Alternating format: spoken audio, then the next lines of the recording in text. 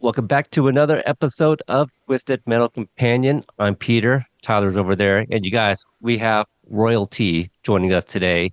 Uh, he's done a lot of stuff. He's made music. One of his greatest hits, I believe, is I Eat Pussy with DJ Khaled or something like Yes. that. Yep. Producer, writer, actor, has done it all. Mr. Jon Daly, how are you doing, sir? Hi, I'm good. I thought you were talking about my character who's an emperor who was elected, not a king. So, yeah. But we're all kings. Peter, Tyler, we're kings. Y'all kings. Sure. We're, Yeah. yeah. But I love you and thank you for having me. Yeah. Well, we Thank you for love you being here. too. Yeah, absolutely. We love the Emperor. Can't wait to talk to you. Awesome. And would love to learn a little bit more about you too. You've done so many things. There's some crossovers where Hmm. some previous work you've done. I know you were in the Donor Party. Patty Guggenheim was also in that. Yes, Uh, yes. I I've love Patty I've Guggenheim, and she's so good in Twisted Metal. Season two, she is good. she's incredible. She rocks it, and she's super cool. Yeah. Do you have any thoughts on the Dana Dude? I interviewed him for Cobra Kai. Oh, for Cobra Kai. So do you guys do Yeah, the Cobra Kai companion. I do. Cobra Kai Yeah. companion? Oh, okay, cool. Hmm. Yeah, nice. That's great. Yeah, Dana Doot rules. Yeah, I'm trying to get on his podcast. I think it's called Green Eggs and Dan. He's got That's like it. this That's cooking it. podcast. It's awesome. Yeah, but that was really fun. And Patty Guggenheim, when I met her, we were shooting that movie Donor Party where she was pregnant, and so I met her as a pregnant woman, and that was just kind of funny. But she rules. She kicks a ton of ass in Twisted Metal season 2, and yeah, it rocks. Yeah. Pittsburgh, born and raised. Pittsburgh. I'm from Pittsburgh. Yeah. Steel City, City of Bridges. I think 36 bridges is the last count. We just had a celebrity move there. His name's Aaron Rodgers. I don't know if you know this guy, but he doesn't believe in your normal science, like the science of the norm. But he does believe in throwing touchdowns. Look, his Achilles is made of glass, and his brain, I think, is made of glass. I think his brain is not shatterproof. So we'll see. We'll see how the season goes. It's going to be touch and go, but I think he'll bring a lot of positivity to the locker room. And yeah, I grew up with Mario Lemieux. Pittsburgh sports are huge, and I got a lot of love for the Berg. Definitely. Yeah. I visited actually about a year ago this past weekend. I was there for the Steel City Con. It was my first time. Had a great time there. Oh, really? Nice. That's Yeah. awesome. Steel City Con. Now, did you catch the active bug? What was like the earliest inspiration you could think of that made you decide I want to do that? Whether it was comedy, Oh, the acting improv. bug. Oh, Yeah. yeah. Well, I think it's just like kind of like trying to be funny and stuff. And then I guess I what did I do? Oh yeah, in seventh grade I did a play. It was funny because there were I never got like good grades in school. I was always kind of like, just couldn't do it. I just couldn't pay attention, and it was that kind of thing. But then, and so it was funny because there was a program called Goal. It was like, for gifted kids. It was the gifted kids. It's a program that I'm pretty convinced was started by the CIA, but it's a program for gifted kids, and like I wasn't in that, and because I wasn't in that, my teacher was just a very thoughtful person, and she put on a play. We were like, well, those Goal kids are going to be off on their science field trip. We're going to put on a play, and it was actually like way more fulfilling than I think they got a chance to do of a thing than they got a chance to do. So it was kind of cool, yeah. And that was the first time I did it, and I was like, oh wow, I'm kind of good at this, and maybe I like it. And then in high school, I started doing the plays and was like, oh wow, I'm more into it. Definitely got the bug and fully in high school. And then I started doing improv in Pittsburgh in high school at the University of Pittsburgh, a thing called Friday Night Improvs, and which is still happening to this day. run by these guys, Ben Mayer and Lou Stein. And they that was a great, like, oh, wow, improv is a way to comedy, doing comedy. And I always was like obsessed with comedy films and TV, watch TV constantly, like everybody, and stand up. So yeah, Well, that was it. That was there a particular comedian or actor that was a inspiration, a big inspiration at all? I mean, kind of my first comedian that I loved was Eddie Murphy. I think that's like in the 80s there were only like it seemed like there were less celebrities and less comedians. Like music was like Michael Jackson and Madonna, and comedy was Eddie Murphy. But Eddie Murphy still, I mean, it's really so good. Like Eddie Murphy, Raw and Delirious were the first. I think I heard them on tape before I saw any movies. But yeah, Eddie Murphy, people should really take notes from that guy because he does the kind of comedy that's funny and that people remember. Like you remember his bits as opposed to today where people kind of, it seems like people just want you to forget you were there. Yeah. No, interesting. That's my political viewpoint on comedy. That is anyway. It's not very well thought out, obviously, but and then Mel Brooks movies. I mean, Mel Brooks movies are gigantic. All Mel Brooks movies, and to the point where I think Spaceballs came out when I was like 9, and I was already over it. I was like, no, this isn't good. Like the old stuff's good. Really? I was already a snob. When Spaceballs came out, I was like, no, thanks. I like Blazing Saddles and the Producers and, and everything else. History of the World. You were in part two. And I got a chance to be, thanks to Nick Kroll, in History of the World Part 2, which was amazing. That character that you played, the drunk one, I'm forgetting the name of the skit, but I loved it. I don't know if you were actually drinking on set, but it looked like a real drunk. I haven't had a drink in 14 years, but that's amazing. I heard I was a complete idiot, I believe. I thought, what would I like to see if I was watching History of the World? If I was myself as a kid watching History of the World, what would I like to see me do? And it was that. And so that was fun. Yeah. Yeah. You mentioned the drinking part. What about the coffee? Are you still no coffee in the last few years? No coffee? Yeah, you gave up coffee in 2020? Did I? What? You were on Tom. Wow, breaking news. Yeah. Wow. Yeah, at least you switched to green tea for a bit there. Oh, good God. No, I've never. Yeah, I was listening. I think I switched to green tea for a little bit, but Okay. No, that's not. I was lying. I think that was a lie, or I was just like, I have no recollection of saying that. But if it's 2020, all bets are off because I was so depressed that maybe I did try. Stopping coffee. It was literally like within the month since the world shut down, and even you said you wouldn't recommend it because you had like the withdrawals and stuff, and it was like a real thing. So. Oh yeah. So not too long then. I don't remember why I did that. Lock down even harder. Yeah, exactly. I was experimenting with anything that would maybe improve my life or something. Maybe my stomach was hurting too. I don't know. Right. Another character that I really quite enjoyed, Fallout. You played the snake oil salesman. Yeah. I just love like all these characters are so different. Sometimes you can see like an actor play different characters, see like, oh, that's a variation of like that one person.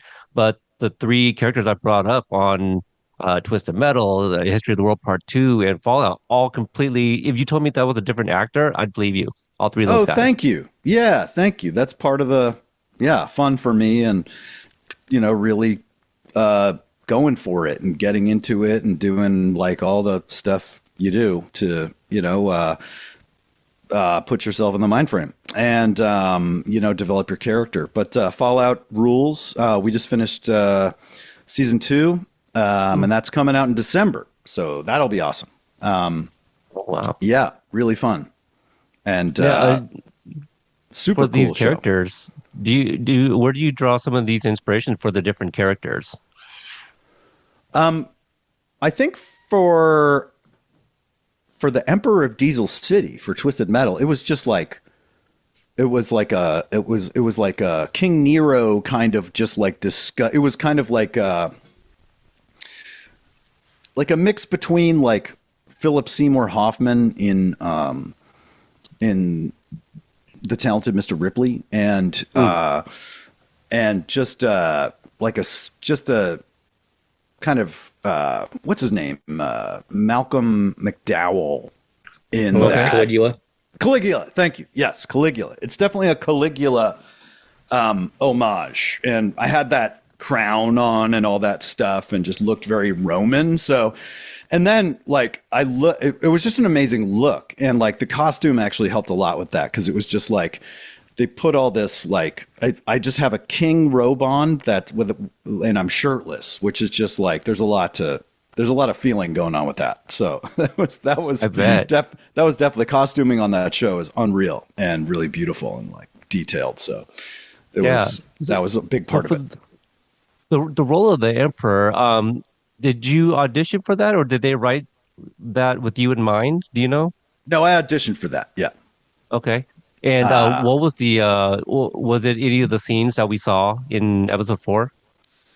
I think it was like the first 2 scenes, or like scene and a half. That was, I mean, you mean the audition sides kind of thing? Like yes. That was, I had to prepare the first full scene with Anthony and Stephanie and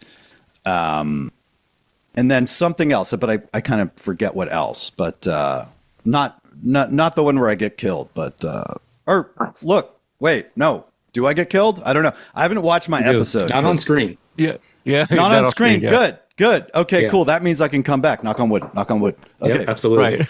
Good. Yeah, I mean the whole thing was so fun, and everyone's so. I mean, look, yeah, it was very blessed to work on Twisted Metal. It ruled. Got to hang with my Toronto friends. It was awesome. Now, during the self taping, I'm assuming is what you did, right? For the audition, did you? Yeah. What did you wear in that video? Did you go topless like the character, or? No, that wasn't clear. There was no name for the character. I didn't know that I was playing an emperor or auditioning for an emperor, or that kind of. Like, I didn't know it was that high status or something like that. Like, that would have, I don't know if that would have changed what I wore, but I think I just wore like a flannel shirt, honestly. Like something like that. Like, I think I buttoned it the whole way up and, just kind of like looked a little, I don't totally remember, but I think just normal. I usually wear just like a hint of like what makes me feel like the vibe, because. Right. I don't want to give, you want to be kind of like just the actor rather than the, costume or something. But That said, I have worn full on costumes, so I'm lying. That's not true. Yeah. I've fully gotten decked out and stuff. So, but not for this. Now, what do you recall from your first day on set? Or are you going straight to Liz Vastola and putting on like the garb? I guess it was trying on clothes, meeting everybody, and then I think it was right into kind of like the meeting of everybody scene. When they or the arrival of John and Quiet in Diesel City, and so that was a great thing to just start with and just like feel good about and knock out and do a lot of, they let us do a lot of improv. They let us like mess around. And also it was just really well-written scene. And so it was that. It was, I mean, there was the fitting and everything, but then that was the first day on set, I think. Yeah. And now you actually have history with Mike Mitchell. When did you guys link up when you got to Toronto? I linked up with him. I've known him from UCB days. He was doing sketch and improv and stuff there. And so was I. I came out to LA and he was, and I saw a show. I saw a couple shows with him and realized that he was very funny. And I love the Birthday Boys. And I'd done Doughboys a couple times, his podcast. And, so also I want to shout out the writer of my episode, Grant DeCarnian. I don't think that I got to meet him. I might have shaken hands with him, but Grant You're a great writer, and that shit was hilarious. Okay, can't Yes, it I'd be remiss unless I shouted out Grant. So, and I apologize for butchering. I imagine your last name. Okay, Decarnian. DeCurnian. Okay, cool. 4 syllables. Yeah. DeCurnian. Too many syllables, bro. Just kidding. Okay, keep it to Daily. But what was the question again? I do forget. Link it up. Yeah, link it up with Mitch. Oh yeah, in Mitch Toronto. is the best. He's the nicest guy in the world, and I think we bonded. It's weird. Like I don't think we were friends until I had done Doughboys and stuff, but we got called back and then called back again and then called back again, and then we were screen testing for this TV show that we both didn't like and thought was bad, but we were like, we need money, and so we're gonna screen test for this, well-paid job.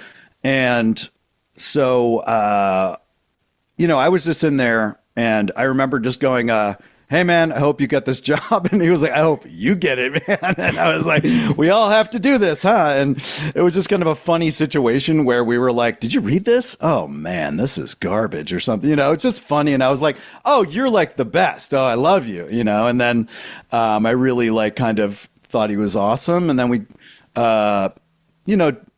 saw him around and we've gotten lunch and stuff, and then got to Toronto, and yeah, we hung out quite a bit. It was awesome. I love him. And I'm going to be on the Doughboys as well, and that comes out next week, I believe. Yeah. Oh, awesome. Shout out to Nick Weiger as well. Yeah, yeah. It's kind of interesting hearing stories about like actors, like right, this is your job, and then there's certain projects where you're like, I don't not so much. But I'm sure there's a lot of things that factor in. Maybe there's a problematic director or writer, things of things of that nature. I believe, was it in your most recent episode on your podcast, Two Johns Make a Right, which I'd love for you to plug and talk about as well. You mentioned in New York you were staying with this is like Entourage. Oh God, yeah. I bring this up constantly. It's so, yeah. It's like my I don't even know. We're not friends. Like he's a nice guy, but I like Adrian a lot. But Adrian Grenier from Entourage was my first roommate in New York. Weird. It's just weird. It's before Entourage, but when he got Entourage, I of course was obsessed with it and couldn't stop watching it because he was on it. And then it turns out it's just a great show that I watched anyway, kind of thing. Yeah. Totally. No, yeah. With Twisted Metal, did you get a chance to meet MJ? Oh yeah, MJ was there the entire time. I think I'd met him before, but yeah, he's a genius, obviously, and we've been honestly trying to get lunch for about 3 weeks, but he's insanely busy. And so we've never really hung. We just worked on set, and he was just just like extremely helpful and awesome. So MJ, shout out. Yeah, absolutely. Shout out to MJ. Thanks for this world and letting us play in the sandbox and all that. Yeah, thanks for creating this. Did you get a backstory for the Emperor, or is that something you may have developed yourself? A backstory? There's not much of a backstory. I mean, there's a backstory to Diesel City a little bit, so it's like where they need to go to get the cool weapons. And yeah, I think my backstory was mainly just absorbed from, a lot of this is like, I was like, it's not exactly Mad Max, obviously, but like Mad Max has those, Bullet Town or whatever. And so I was like, oh, it's, that filled in I'm the Emperor of Diesel City. I was like, that would be something that would happen in Furiosa, etc. And so I was like, okay, there's a town with where they make all the gas. It's Diesel City. It's Tina Turner in Thunderdome, the third Mad Max from the 80s. And so I'm that kind of, and also I'm clearly like a crazy murderer, a sex crazed, orgy crazed King Nero Caligula type maniac. So it was those two things, but definitely the Mad Max. I was like, oh, this is like fucking Mad Max thing. And it was very easy to click into that, like that kind of backstory. You know, this guy that probably inherited his job from another totally insane person and has used murder and intimidation and just slaughter to keep his subjects in line and keep the diesel flowing or whatever. So just like a corrupt politician and stuff like that. But, you know, yeah, that was pretty much it. I think that's like the historicity of it, like the kind of like history of it. And then just a guy with large appetites, you know, that's kind of it. Yeah. I kind of had joked that because he's so, you know, theatric, you know, I felt like maybe he was a thespian, you know, prior to the fall, you know, in their world. And yeah, somehow, you know, became the emperor. And I do like the idea of him like kind of inheriting, like he, you know, like it didn't start off with him. He took over at some point. Well, I think I definitely had the feeling that he was a nepo bait. Like he just like, you know, there's like there's a good emperor, and then there's a kind of his son is corrupt and fucked up, and then his son's even more fucked up, and so that's me. That's kind of the kind of idea I was playing with. Just this guy who was born into it, does as little work as he possibly can, and just his life is orgies and just like casual murder. Yeah. Now you mentioned the orgies. Let's talk about that sequence. I'm sure you know. Intimacy coordinator was on set and stuff. You did great? Is that someone that you had to work with as well? Because I know that you're not really. Oh, of course. Yeah. Well, I was getting touched and touching other people as part of the show. So yeah, we had a great intimacy coordinator and very locked down set, obviously. And there were a lot of kind of Toronto kind of, I think, porn adjacent maybe people that were just in it, and it was hilarious. Yeah, it was just a great, really funny. I mean, it's not a sexy thing, you know. I think you can probably imagine. It's not sexual. It's fucking hilarious. It's hilarious. Like it made me laugh every second. I was like, oh Jesus Christ! All right, let's go. You know, it was like amazing, and. Once I think the only problem with that day is like that king robe is just deeply hot, and I sweat so much, and it's a hard thing because it is like there are people just dabbing me with towels on set, and it's that's, you know, can take a chunk out of the day. Also, I got to shout out Bill Benz, my friend.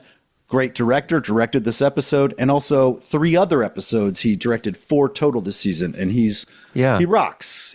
I know him from Kroll Show originally. He also directed you in a short, right? Like he directed my special. He directed my Adult Swim golf special, the Adult Swim Golf Classic, which everyone should check out. It's on YouTube. And isn't there a short film named Men called Men or something like that? And he also directed Men with me and Gil Ozeri. And he's the best. I love it. It's a fantastic episode. I can't wait to see what else he did. And also the stuff from season 1, Evelyn with like Jason Mantzoukas, you know, great episode. Yeah. Back to the orgy, because that's the important stuff here. Of course. Yeah. What was because there's a part where you tell, let me see, you kind of your handler here, Penta is that that sound right? It's I'm forgetting the name, but I was trying to figure out like where you're like shoulders, you know, the guy starts like massaging your shoulders. Oh yes, yeah, exactly. Yeah. I was trying to figure out what that name came from because it was so specific, and I feel that's like a reference to like I don't know, some sort of novel that I'm not familiar with. You're gonna have to tell me what it is because I don't. Pentalimen. Yeah, I believe that was supposed to be like the character's name, and you're like Pentalimen shoulders, and then he starts like massaging your shoulders. Pentalimen. Okay, interesting. I have to rewatch that. I haven't watched it. I have a problem watching things when I just don't like it, and it sounds pretentious, and it probably is, but I don't enjoy I watching hear it very myself. often. Yeah, It's it's just like, ugh. I sit there and it's just like, ugh. All right, get me out of here. it is hilarious. I mean, I think there is a part where like the emperor is getting fellatio and he nods off, Oh, I like remember it's a that. little. Yeah, I remember that. Another very funny thing to this film. Yeah. Yeah, yeah. So you mentioned like improvising, and if you can also include like the scenes with like Anthony and Stephanie, like, well, can you remember some of the lines that were not on paper that maybe? Well, I guess you didn't see the episode, so you don't know if it made it into the I wouldn't. script. I don't think I'm gonna be a guy that remembers my lines that are improvised, but I definitely, yeah, they definitely like MJ would were throwing this guy Sean Diston. Another shout out was like set writing for us basically. So he was just there were just people there to make sure nothing went off the rails. And Sean Diston's a great writer, and MJ's got the whole show in his head. So you're just you once you get the scene as written, it was just really very nicely free and just kind of like everyone's so funny. And Bill Benz is, I'm used to working with Bill, and he's used to shooting my improv basically. So that was extra comfortable. And the scene with Mitch, there was a little bit less, leeway because it was like definitely a special effects kind of thing. But that too, was definitely. I couldn't tell you the individual lines, but I'm sure they're fucking brilliant. Yeah. Well, what about the kind of like the interaction with the badge and stuff like that? Did you remember if a lot of that was on paper, or you take John's badge and it's like, is this even you? I mean, because they had to that steal was the all lanyard. written. That was all written. All that stuff was written. I mean, I would say like 90% of the stuff I said and did was written. Got it. And then there was stuff suggested by Sean Diston, by MJ, and and then stuff I improvised. And Anthony is so funny, and Stephanie's so funny. So it's just they definitely like added stuff, and that was just it was a nice, as you said, sandbox to play in. It was awesome. Yeah. Well, I think this is also a funny line. The very first time we see him, I believe the first line is like, something about his lube guy was killed. Like who would kill an essential worker? Yeah, I just love like the delivery of that too. It's a really good great line. Yeah, well, that's just he's a very lived-in guy. He's living a perverted life where he's the most powerful person in a huge, just like industrial factory. So this is just everyday stuff for him. His lube guy was killed. Yeah, bummer. Yeah.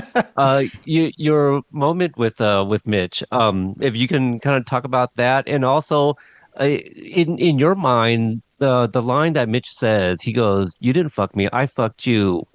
How do you take that? Because we were discussing that. It's like, oh, what did he mean by that? You didn't fuck Literally? me, I fucked you. I don't. Well, let's just start with Mitch. Sliding down that slide is one of the funniest just images I've ever seen. And, on set we had to do it like 10 times, to get it right. Cause it's you just have to, they built that slide and you have to make it safe. And he had a couple rehearsals on that thing, I remember. And I was like, he was fully clothed and I was like, oh, this is going to be really funny. And man, it was just so funny to see him just going down there, kind of looking around like, where the fuck am I? And that really ruled. But yeah, I'm fucking you. I'm fucking you. Yeah, I think that was just, I'm fucking you. That was it. Yeah. I don't think it was literal. I don't think it was literal. No. It could be. I was trying to think what else happened in some of those sequences. Did you get to check it? I don't know how close like stages are together, but obviously the orgy area is probably not too far away from the downstairs where all the weapons are and stuff like that, where you can purchase stuff.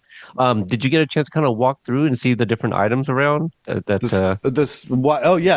I saw all the guns and stuff and all the yeah, all that stuff laid out, and they have amazing props and amazing prop department. Yeah, and then really funny, the next door stage was, you walk in and it was like not Twisted Metal, it was something else, and it was like this honeycomb of thousands of like rooms or whatever, and there was a window in each room.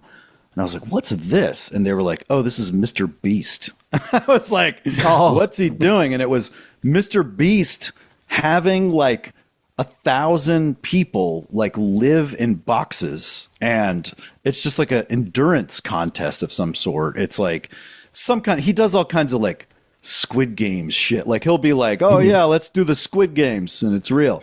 And then he'll give you $1 million, or I don't know what his deal is, but I just thought it was funny to be the only person to watch that and say, we should do this. This is a great idea. Yeah. I mean, look, he employed a lot of crew in Canada, so that's good, you know, but I don't think that I'd want to be in a box for that long. That's my thing, even if I got paid a lot of money. I don't think this is nearly enough, but he actually just asked on X the other day, would you, for $250,000, be handcuffed to your ex for 30 days? And I'm like, no, that's not nearly enough. To your ex? Yeah, for 30 days. That's messy stuff. He's a weird guy that's getting out his fantasies. Let's hope that Mr. Beast is also doing anything good for humanity and not just giving huge chunks of money to like lucky individuals, Hopefully he's like,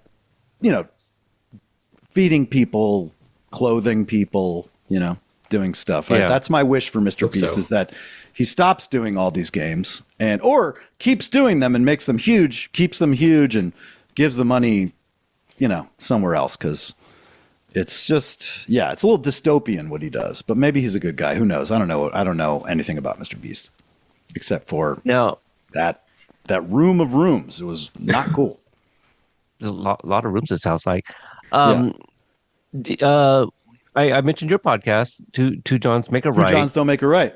Don't make a right. Yep. Yeah, and you guys drive with a guest and literally we never turn right. And and if Johns you do, it's over. Don't make a right. It's Two Johns Don't Make a Right. So it's everyone check out Two Johns Don't Make a Right. It's on Apple Podcasts and Spotify and everything else. And it's me and John Schrader, and we pick up a guest somewhere in town here in LA and just drive around turning lefts, just always turning left. So it's a dumb thing that, it started in the pandemic because we had nothing to do. And then we kept it going. And unfortunately, we're stopping it. We're bringing it to a halt because it was so easy during the pandemic. And then after the pandemic, there was also kind of nothing going on. So we were able to do it for quite a while, but then it became really hard and, just got busy. So we've had to stop it. It's because we couldn't do this. That's the thing with Two Johns. You have to pick someone up in the car. If it was Zoom and we could do it from home, that'd be a different story. But picking people up in the car, booking a guest that's in LA to get picked up who has time to do like an hour and a half, 2 hours, it's a little, it's a little tough. And but we have 60 episodes of the podcast and some great guests and friends and actors, writers, comedians, and just LA weirdos, honestly, that just did really cool stuff, like showed us really cool parts of LA and really brilliant, interesting, all the interesting people we could fit in. The last few episodes is Jason Walliner, Tom Sharpling. We got Adam Scott in there, John Hamm, Sarah Silverman, Nick Kroll. Yeah. It's the best. Yeah, but some up and comers, those people. Some up and comers, yeah. Is there anyone that if you could choose to force them into your car for an hour and a half, 2 hours, celebrity or non-celebrity, anyone you would pick? Celebrity or non-celebrity, do an episode of Two Johns. Living or dead, or living? Oh, absolutely. Yeah. Living or dead? Shit. Oh, wow. It'd be pretty funny to have LBJ, just LBJ, just like talk to that psycho for a second. You know, I'm just reading a book. I'm reading The Path to Power by Robert Caro, and I'm obsessed with this, with LBJ. And I just think he's, you know, he's really funny. And I don't know if you've ever heard that LBJ tapes where he's like taking a shit and having a meeting. He's on the toilet talking to his tailor and talking about the sizing of his pants. Everyone should look this up. It's so fucking funny. And so LBJ, and then, wow, you know, I'm not going to say anyone being put on the spot. I'd have to say I love the Beatles, so maybe John Lennon. I mean, he would be kind of interesting. And who else would be interesting? How about geez. Yeah, I don't want to say, you know, maybe Bob Uecker. I don't know. Bob Uecker would be funny. Okay. He's a funny guy. Talk about the Mr. Belvedere days. Yeah. That'd be cool. Yeah. That'd be great. John, as we get ready to wrap up, you've been in the game for a very long time. You do voiceover. You're on several, cartoons that we all continue to watch. You've done so much. What can you tell people, or kind of, I guess, what's your secret to longevity? Oh, wow. I don't know. Just don't stop. I think you have to not stop, and then don't stop not stopping. You have to not stop. And I think what you have to create things. That's it. You have to just like be creative. That's it. That's what keeps it interesting, because I'm not, some people get really lucky, but you just have to keep creating stuff, unless you're, super blessed to be just like an extraordinarily good looking person type of person, or someone like that. But yeah, you have to just stay creative, and live performance is where it's at. So, live performance, keep making things, and, getting to do stuff like Twisted Metal is fucking rad, and it's like the frosting on the cake. And but that's it, man. Yeah, you just got to keep getting out there and hobnobbing, going to parties, blowing studio heads, doing what it takes. That's what it takes. You got to get evil in there. You got to get it. No, just kidding. But yeah, I think the important thing is not to quit, and having a good, UCB was a great way to come up, and comedy, and like having a lot of like friends from the UCB world and the stand-up world has been like really crucial as a support system. So I think that's the key to longevity. That's if I like basically wanting to do it, it has to keep kind of blowing your mind. And so it has to stay interesting. And then having a support system that is like-minded, and that's the important thing. Especially if you're coming out to LA and you're from Pittsburgh or wherever in New York, you came up in New York, and it's like, there has to be, you got to have a support system there. You got to have friends. That's it. Yeah. And last question, anything you want to promote that's coming up that people can keep an eye out for if they want to see you in something else? I know there was a movie that came out, was it last year, that you did something about neighbors? It was like a horror movie. Oh, yeah. Comedy horror. Destroy All Neighbors. Everybody check out Destroy All Neighbors from Alex Winter and Jonah Ray, Josh Forbes, and Randy Heller. Yeah, Randy Heller's in it. Legend. Shout out to Randy Heller, man. And just, Fallout Season 2 is going to be super epic, man. It's going to rule. And everyone check out Fallout Season 1 if you can. And then also check out Two Johns Don't Make a Right. The podcast. There's tons of episodes. It's good for working out. You can work out, do your exercises, listen to Two Johns, and but don't listen to it.